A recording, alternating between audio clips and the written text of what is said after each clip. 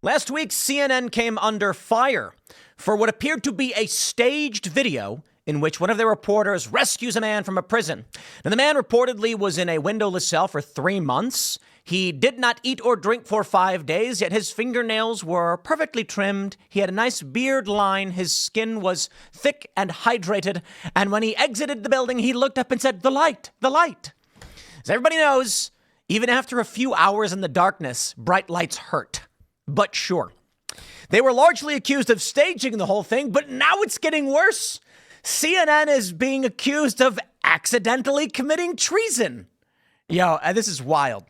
A new story from the New York Post says prisoner that CNN helped free from Syrian prison was actually notorious Assad regime torturer. Okay, all right. We need to look at what the definition of treason is. But adhering to a nation's enemies and providing them aid and comfort typically falls under that umbrella. And with this report coming out, it may be that this CNN reporter accidentally committed treason. Now, I don't actually know if Clarissa Ward is an American citizen or whatever, and I'm being somewhat tongue-in-cheek. The issue is the U.S. is largely opposed to the Assad regime. Assad has fled the country, issuing a statement saying it wasn't his intention, but Syrian soldiers had abandoned Tartus, so Russia evacuated him. I don't know about Clarissa Ward is the reporter. She's been accused of fabricating stories in the past. But if it is true that she aided a notorious Assad regime torturer, and the United States does consider the Assad regime to be enemies of this country, then she has just freed this man, and there you go. Now, okay. Accidental treason is not treason. It's just silly. Maybe accidentally, but the idea would be a traitor is someone who intentionally is going to assist like an Assad regime torturer. I think what we have here in this story is CNN's willingness and desperation. As their ratings continue to spiral, they will do and say anything to try and win an Emmy and get some ratings. And in this regard, a story that is obviously fake, they either willfully participated in the make-believe scenario, knowing, well, it's probably not real, or they were in on the whole thing from the get-go. Regardless, the core of the story right now is that according to a report, CNN did not just free a prisoner who was left behind. They freed an enemy of the state, an Assad regime torturer. You know, I was thinking this could be the case because if you're looking at why the story is they go in this prison. It's been cleared out. The Assad regime has collapsed and they find one cell. They're like, we're going to shoot the lock off. And they're like, turn the camera off. Like, we must turn the camera off while he's shooting off the lock, which is like not really a thing. Firing rifles in a small hallway that's about 5 feet wide at a metal lock of some sort certainly would injure somebody. But sure, that's what they did. Turn the camera off, which makes no sense. And they go in and find this guy who's like, oh, I've been here for 3 months or whatever. And you know what I was thinking to myself? I was like, first, it seems like CNN is just in on this staging, whatever this is. Maybe not, though. Maybe what happened is they're trying to evacuate a guy who worked for Assad who was left behind for some reason. And so they have him pretend to be a prisoner being freed so that he can get evacuated and get out without rebels being none the wiser. Well, here's the story from the New York Post. The prisoner who CNN helped, the prisoner CNN helped free from a secret facility in Syria was actually a notorious member of Bashar al-Assad's forces, known to torture those who refused to pay him off, according to a shocking local fact check. The network went viral last week with footage of the startled prisoner being led from the prison by journalist Clarissa Ward, who called it one of the most extraordinary moments I have witnessed in her 20 years of reporting. Now, I'm sorry. She knows it's fake. I don't think there's a reasonable world in which someone looked at this and said it was real. Anybody pretending it is lying, and I do not believe her for a second. They're going to say, but independent and unbiased fact checkers at Verify Psi published a detailed report Sunday saying that the seemingly innocent prisoner was actually Salama Mohammed Salama, two of the same name, a first lieutenant in Syrian Air Force intelligence with a long history of alleged war crimes. Quote, we have subsequently been investigating his background and are aware that he may have given a false identity, CNN acknowledged to the Post. We are continuing our reporting into this and the wider story. Talk about the stupidest people! Or it's intentional, I don't know. Maybe they want us to think that they're just stupid. The CNN story last week showed Ward and a camera crew escorted by a rebel fighter visiting a former Syrian Air Force intelligence headquarters in Damascus and freeing the man who was found under a blanket locked in a windowless cell. Here's one idea. It could be that they, as they were evacuating, did lock this guy in like a day ago or something like this, so that when these reporters or whoever showed up, he could say, I'm just a civilian prisoner, and then get out because he had no other means of escape. Verify side noted, however, that he appeared well-groomed, physically healthy with no visible injuries or signs of torture. An incongruous portrayal of someone allegedly held in solitary confinement in the dark for 90 days. Duh. He also did not flinch or blink even when gazing up at the sky, despite having said he had not seen sunlight for 3 months. Verify side then found that there was no record of an Adel Gerbal in the region, leading to his true identity, Salama. Known as Abu Hamza, Salama worked at several security checkpoints in Homs and was involved in theft, extortion, and coercing residents into becoming informants for Assad, local residents told fact-checkers. He also killed civilians during the Syrian civil war in 2014 and allegedly detained and tortured young men on bogus charges, many of whom refused to pay bribes. Wow.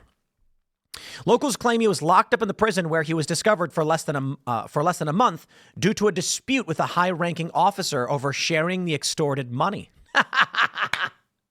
Honestly, this does make sense. I doubt they shot a lock off the door. He's sitting feet from it. He is clearly not malnourished or dehydrated, which means he had food or water in the past few days. None of this makes sense. Salama was freed by the rebel fighters, fed a meal, and later taken away by EMTs in the CNN report. CNN denies allegations that the piece was fabricated. No one other than the CNN team was aware of our plans to visit the prison building featured in our report that day. These events transpired as they appear in our film. Yes, but you could be dumb as a box of rocks. Now, the first thing I want to say is this. The question is this accidental treason? Well, I guess the first question is Clarissa Ward's citizenship, right? She's British American. Okay. Born in 1980, she works for CNN. So apparently they say she is an American. U.S. intervention in the Syrian civil war. They say on September 22nd, 2014, the U.S. officially intervened in the civil war, saying it was to stop ISIS, but they currently support the Syrian Free Army, opposition faction, and the Kurdish-led Syrian Democratic Forces opposed to the Islamic State and Bashar al-Assad. That is to say, we are aligned with a faction at war with Assad. Now, I don't know that the U.S. has declared any kind of functional war against him. So, okay, fine. Assisting one of Assad's top dudes, maybe not a top dude, but one of his Air Force intelligence guys, a member of his military, is certainly aiding an enemy. But okay, it's a little tongue-in-cheek. Treason is defined as specifically levying war against the U.S. or adhering to its enemies, giving them aid and comfort. Suffice it to say, my friends, I'm pretty sure that Clarissa Ward was getting aid and comfort to this man. All right, I know. It's a stretch.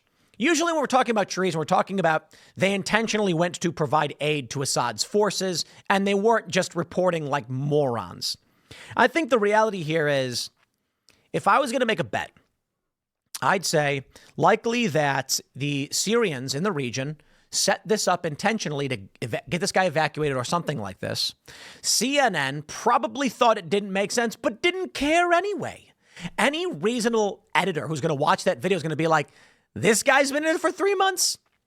What they probably said was, guys, I don't know if it's real or not, but they said it, so let's just report it because our ratings are in the gutter. And now here we are talking all about CNN. Well, the end is nigh for these companies. I will stress that despite our mockery of CNN's utter failures, I don't think it's just over. I don't think the Democratic Party, the establishment, just says, guess we lose. That makes no sense. Trump won in 2016. They didn't stop then. Why would they stop now? And as they say things like, we need our own Joe Rogan, I give you all a warning. They can make one. You see, Joe has merit. He's a funny guy. He built up the biggest podcast. Fantastic. Many others did as well. But where is any kind of organized effort? There exists none. The uniparty establishment has tremendous resources. They dwarf us. And they could certainly take $100 million easily and create a left-wing Joe Rogan by cutting backroom deals with YouTube and other big social media corporations. Although X is a limiting factor. Thank you, Elon Musk. But the uniparty establishment could very easily go on YouTube, take one of these liberal personalities, put $50 million behind them in marketing, and make them ubiquitous. They then try and pull like a Fetterman approach where they still side with everything Democrats are doing, but say, oh, geez, oh, me, oh, my, oh. Yeah. So don't be surprised if you get fake authenticity, sophistry at the highest level that sounds reasonable, but when they dump all that money behind it, I'm saying I don't think CNN is just down and out yet, or at least not the powers behind it. Now, we have this article from just a couple days ago. U.S. airstrikes in Syria meant to prevent Islamic State from taking power in leadership void. If the U.S. is currently bombing Syrian regime forces, I just want to stress again, we're at war with them. And Clarissa Ward was providing aid and comfort to an enemy. CNN's announced they're going to launch an investigation into the claims that the Assad jail rescue was fake. Writing, CNN has launched an investigation to report Clarissa Ward's viral rescue of a hidden prisoner who said he was left in one of the jail cells for 3 months, blah, blah, blah. They said, quote, despite the purported, I'm sorry, this is Verify Psy. I want to get the CNN issued a statement. Do they not have it in here? Here we go. No one other than the CNN team was aware of our plans to visit the prison building featured in our report that day. The events transpired as they appear in our film. The decision to release the prisoner featured in our report was taken by the Guard, a Syrian rebel. We reported the scene as it unfolded, including what the prisoner told us with clear attribution. However, the spokesperson acknowledged the prisoner may have given Ward a fake name. We have subsequently been investigating his background and are aware that he may have given a false identity. We are continuing our reporting into this and the wider story. You guys are so dumb, okay? CNN either is stupid enough to publish this fake garbage, or they knew the whole time and published the fake garbage anyway, and then got caught. Take a look. This is Verify Psy. Did CNN fabricate the story of freeing a prisoner from a secret jail? Well, at the very least, they were willfully complicit in the reporting of what is obviously fake. Now, the question may be then, why would CNN do it? Well, because they're dying. Look at this from Yahoo Finance, Bazinga. CNN and MSNBC ratings plunged by half, reaching 30-year lows, and billionaires are paying attention. I'll come back to this because I got a warning for all these yous, okay? Now, over here over at Adweek, let's take a look at the Friday ratings, December 6th. So we're jumping back about a week and a half, but this is what we do to get the ratings. They come in late. The 5 ends the week as the most watched show with over 4 million total viewers. White House with Nicole Wallace finished as MSNBC's most watched program, and Out Front with Aaron Burnett was first for CNN. Those 3 shows repeated their victories in the 25 to 54 demo. Well, they talk about millions, 4 million. They say it's very big, but that's 70 years or older. And with all due respect, the next election cycle, the next 2 election cycles are going to be massive. And I'm sorry, these networks are done. Now, certainly right now, they're massively important because the older demo votes in huge numbers. The question I have, however, is Are the older generation, the silent generation and the boomers voting in large numbers because they're old and old people start to vote? Or is it that when these people were younger, they voted in higher numbers? That's the interesting question. I think typically they claim that younger voters are disinterested and don't vote, but I have to wonder, is that a generational thing? Meaning if you go back 50 years, were these silent generation types voting in comparable percentages? One could easily check. I don't know the answer. You can look it up. But anyway, I digress. Right now, we are looking at the end of a massive era. CNN, you're done. This is wild. Just Adweek, how dare you say that they have victories in the adults 25 to 54 demo? Are you kidding me? Let's take a look at this. Let's try the 8 p.m. hour. Anderson Cooper's got 86,000 in the key demo. Wow. Timcast IRL does like 700,000. Yeah, this weekend we went to UFC. It was amazing. Shout out to Benny Johnson, Dana White, Aiden Ross. Got to meet him. That was pretty cool. And his dad. Shout out to Aiden Ross's dad. He watches the show. It was really incredible to be there. I am humbled. I am but a humble internet whinger sitting there literally next to the ring watching this amazing fight, many amazing fights. And shout out to Colby Covington and Joaquin Buckley. Wow. It was brutal. For those that didn't see it, the doctor ended the fight. Man. Now Colby was on the ropes for sure. He was the underdog, but the fight only ended because he got a cut over his eye and the blood was everywhere. I digress. The reason I bring this up is that this is the true cultural hub, okay? I'm sitting there. Hulk Hogan was there. Dana White, Benny Johnson, Chris Pavlovsky, CEO of Rumble, Aiden Ross and his dad. A bunch of other people were there. Anna Paulina Luna, Byron Donalds. We got great photos. And I'm sitting there watching this being like, UFC is the sport of the movement. This is the crowd. This is what matters. And I am humbled to have been invited to such an event to sit literally VIP ringside. It's crazy. It's crazy. You look at CNN, and the question I have then is, why am I talking about it? Right? What? Why are we talking about it? I was talking to Benny about this. I was like, my dude. First, as I've been saying for a long time, the empire will strike back. That I get. So maybe it's okay that we criticize them as much as we can for the time being, but there's got to be infrastructure and organizational power behind what it is we're doing. We can't just be a bunch of chickens running around randomly, because it's going to be way too easy for the powers that be to reassert narrative control. And I do think so. They are going to go to some of these big YouTubers who have proven the ability to get these views, and they're going to offer them money, and they are going to combine them all and make a network, and YouTube's going to play ball. And then the conservatives, that YouTube's going to basically be like, nah, you guys are far right, you're out. There's got to be a comparable pushback so that YouTube doesn't, and we get a bounce in the force, as it were. But take a look at CNN's ratings, and you'll wonder why it is they're losing their minds. Jake Tapper, 85,000 at 4 p.m., 5 p.m., 68,000. Well, shout out to Aaron Burnett with 110,000. You're almost 1/7 the size of Timcast IRL, but congratulations. It is kind of crazy because when they say they have millions of viewers, the 5 on Fox News. Where's the 5? Gutfeld. There. 452,000. I got to be honest. I watch the 5. I do. It is kind of cringe how they have these liberal people on it all the time, but I get why they do it. I do. And they're not the worst, but they're not right. But it's okay. The 5's a good show. I do like it. Look at this. In the key demo, Hannity gets 214,000. Gutfeld gets 279,000. I got to be honest, this is absolutely wild to see how the ratings have dropped so massively. And, I kind of had this during these conversations we were having, the main reason I went down to UFC was to have these conversations. UFC is the sport of the movement. It's incredible to watch. It is indescribable watching those fights in person. It really is. I watch them on TV, but watching them there in person, it is so different. It's amazing. And I'm sitting there with all these media people. And we're having these discussions around where everything is going. And that's kind of the point. And then you start to realize, guys, in 8 years, this that we are looking at is gone completely. So what is going to happen between now and then? This is our moment. Trump may have won. Republicans may have won. Redistricting the House held Republicans back a little bit, but they did get everything. The question then becomes, what do we do?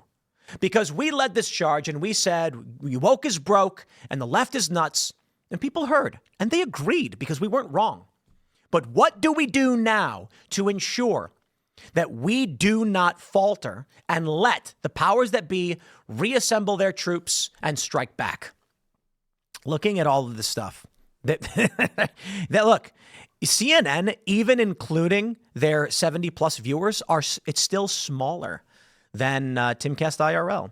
I'm not saying that to brag or be like, look how famous I am. I'm saying we're doing it. We're taking over.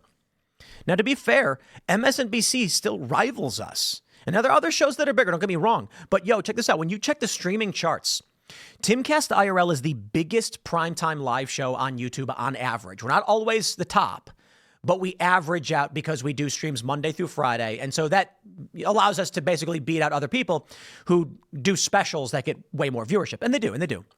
Pat McAfee usually is bigger than us on YouTube, but he's a morning sports show. Shout out. Don't watch it, but, credit where credit is due. And then on Rumble, you got Crowder and Bongino getting massive numbers. But on YouTube, different channel, different network, we've got our viewership. You take a look at what the corporate press is pulling off, and it is gutter trash. Now, Fox News nails it, but the important thing to understand is that Fox News is a concentration. How many channels on cable, on network TV, are actually going to tell you what Fox News tells you? In which case, Fox is getting a concentration of right-leaning individuals because they're basically the only game in town. Now, I know there's OAN, and there's other channels a little bit better than some, but for the most part, Fox is where you go. You look at CNN and MSNBC getting these numbers, and it is decentralized because there's a bunch of other shows they could watch. There's ABC, there's CBS, etc. But even including the oldest viewers, CNN is still smaller than us. We have officially taken the reins. Do you think they will sit idly by? They will not. Billionaires are paying attention. Now, what does that mean? Now, as we talk about their collapse and the money they're spending, blah, blah, blah, CNN is falling. Independent media rises. The one thing I will stress, as CNN and MSNBC lose ratings, and Fox grows, and we grow, and other independent and conservative channels grow, it shows this is an effect of people abandoning the liberals. But it is also largely a shift in the medium. They go on to say, as left-leaning audiences tune out from CNN and MSNBC, many turn to independent media for their news. Platforms like the David Pakman Show and Secular Talk are seeing audience stabilize or grow as viewers seek more authentic voices. Unlike corporate media, independent outlets don't have layers of executives and advertisers influencing their content, which resonates with disillusioned viewers. Pakman himself has noted that the current collapse of CNN and MSNBC reflects a broader trend. Increasingly, they are turning to independent media where they feel they can get honest, genuine coverage from people that they can trust. Although I believe that Pakman is rather disingenuous. And there's a funny clip. Kyle Kalinski's also lost his mind. But Majority Report's Emma Vigeland, apparently, there's a post, I didn't watch it, but she said that she came on IRL with the intent on Culture War, the intent of never getting invited back again. Because these people are liars. They're not honest. They're shock jock WWE. But I think that will lend us some credibility moving into this new era against these folks. But you know what's going to happen? You see the sophistry within their channels. And they talk about how we don't have the backing that the right-wing media does, blah, blah, blah. Yeah, they're going to get it. They've been demanding it, and they're going to get it. You are going to see Democratic infrastructure and these creepo billionaires. Look, these Democrat billionaires are going to dump money into this. I'm telling you. They go on to mention Fox News, blah, blah, blah. But the billionaires are taking notice, my friends. Mark my words. We can mock CNN all day and night, but moves have to be made. And so, once again, as I've mentioned quite a bit, we're talking business with a few people. I am trying to figure out what is that path forward to cultural domination. And I take a look at the values that we have. Those of you who watch my show but agree or disagree, we still largely agree on many of these core principles. And though we disagree, the conversation is important to have. You take a look at the sophists and the liars, and they seek just to steal power. What can we do to make sure that what we brought to the table persists? Stay tuned. Smash the like button, share the show with everyone you know, become a member over at timcast.com to support our work directly. Stay tuned. We got more segments coming up, and we'll see you all shortly.